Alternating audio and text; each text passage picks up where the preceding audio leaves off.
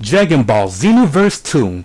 We've talked about it, we've wondered about it, but overall we've been geeked out about it. My friends has gotten so sucked in it that I can't even get their attention sometimes, and now I get to do my own personal review of this game. I'm Minleyx1 for YouTube, film arts for the PlayStation 4. Yes, I finally got a PlayStation 4. And now I am mainly going to be talking about how this compares to the first game. And if you know me well enough from everything I told you about myself, then you can already guess the first subject that I'm going to get into. Right? The character creation.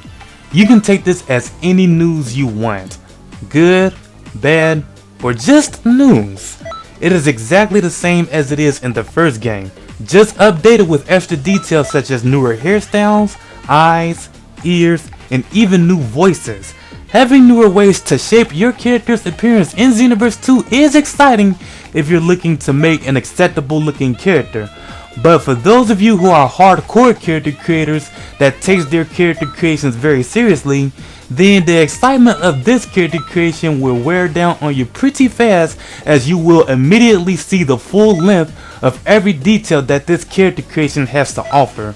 But what's different now is that you can finally add makeup for your custom female characters. Now that's what I'm talking about. However, they're all tied together with how you shape the face in general, meaning that if you want to use, say, like eyeshadow or lipstick for your custom female character, then it may not come with the eye shape or jaw shape that you want for it. As far as gameplay goes, the hub world is definitely different. You are no longer in Toki City. You are now in Content City, and it is a lot bigger with a lot more things that you can do. This time, you have more ways of getting around than just walking. You are given vehicles which will allow you to get around faster, but eventually your character will be able to fly once after you completed the Namek saga in the main story, which pretty much gives the vehicles you're riding in the middle finger. Speaking of the main story, it is just the same as it is in the first game, only with more characters that you know from the series. And no Demigod this time. Now it's time to get the improvements out of the way. Just like in the first game, you can still train under whoever you want to be your mentor, and this time all of the mentors can be found in a specific area in the hub world. No longer do you have to constantly back out and reload the hub world, hoping that the one single mentor that spawns in any random area is the one that you want. But what's better is that even if you already have a mentor, you can still go and train with other mentors without leaving your current one. You can also build close relationships with your mentors, and that can unlock some pretty interesting things for your character. You know how it's only the Saiyans that gets a transformation in the first game? Well, here in Xenoverse 2, all races gets a transformation, and outside from the Saiyans, none of them are what you'd expect. Well, except for maybe the Frieza rings.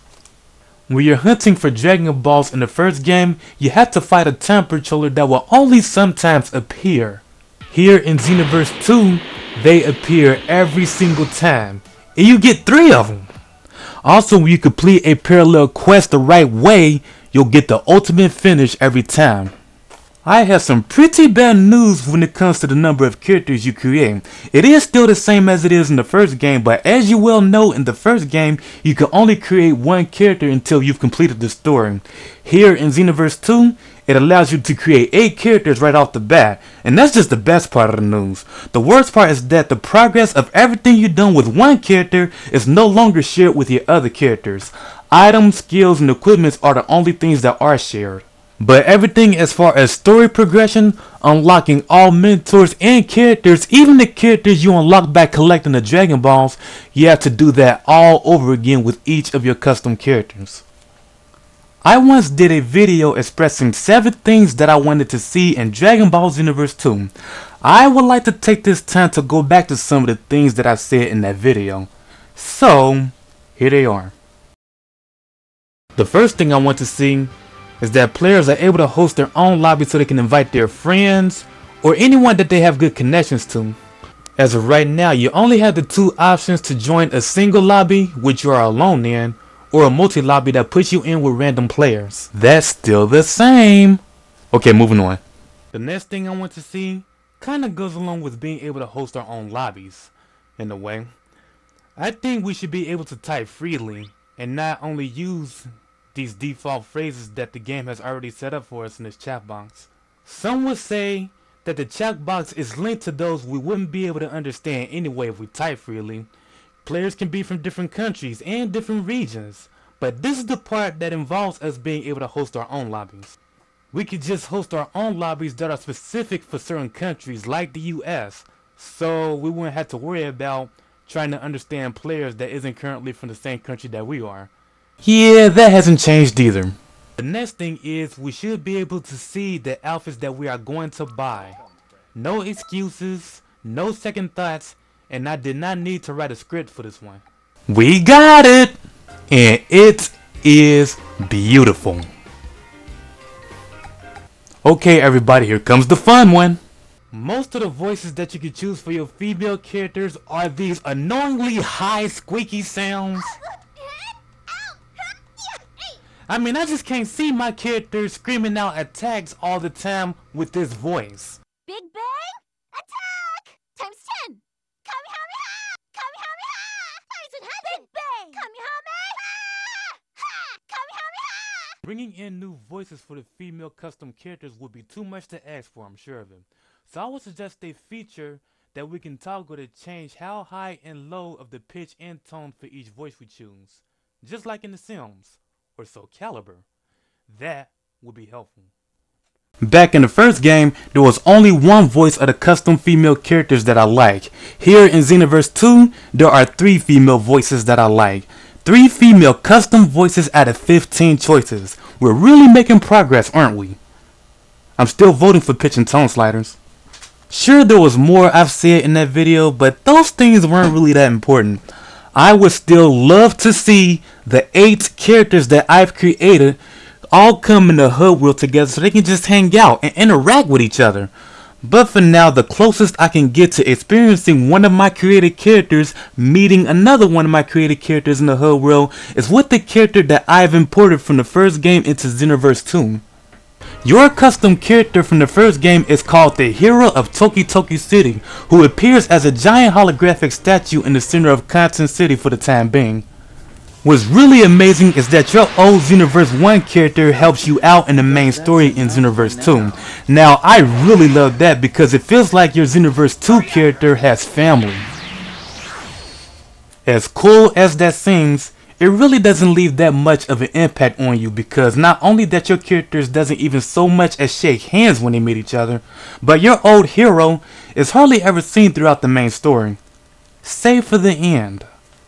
There are a few small minor things, or should I say petty things, that I didn't feel like mentioning at first.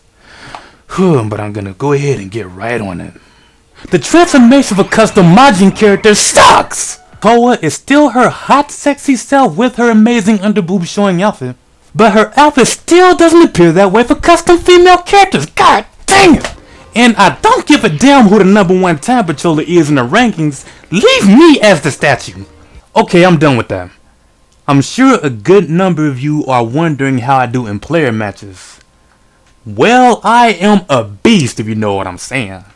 Gotcha, I gotcha. How the hell is he? How the hell? Why can't I hit this guy? Ah!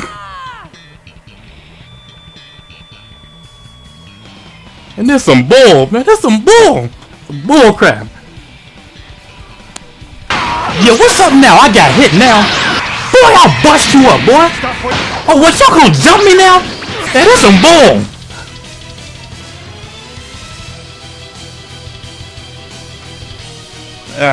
Come on, that is just pathetic.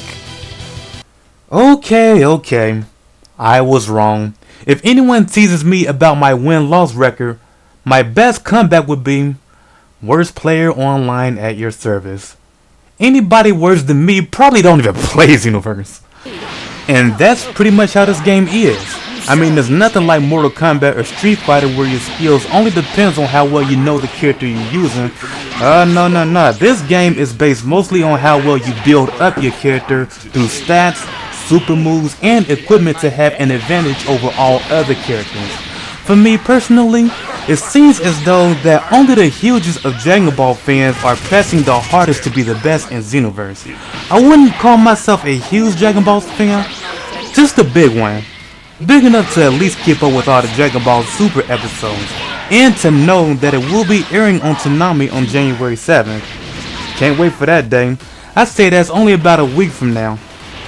Now, if you want me to determine whether or not you should get Dragon Ball Xenoverse 2, if you haven't gotten it already but played the first one, I say it's definitely worth a buy unless you intend to play it alone. Otherwise, obtaining every particular thing that you want for your character will be extremely frustrating without help from other players. However, if you didn't play the first Xenoverse, I say skip it and jump straight to Xenoverse 2. Unless of course you truly enjoy watching your created characters meeting each other, in which case do play the first Xenoverse for that to happen in Xenoverse 2. I'm Minleyx1. This has been a very hard video to make. I generally don't do game reviews, but let me know how you think I did in the comments as far as mentioning things and not leaving anything out. Leave it all in the comments below. Now, I'm about to go outside, get into a snowball fight since that's one of the fewer things that I'm not the worst in. And I hope everybody have a good New Year's celebration. Take care, everybody.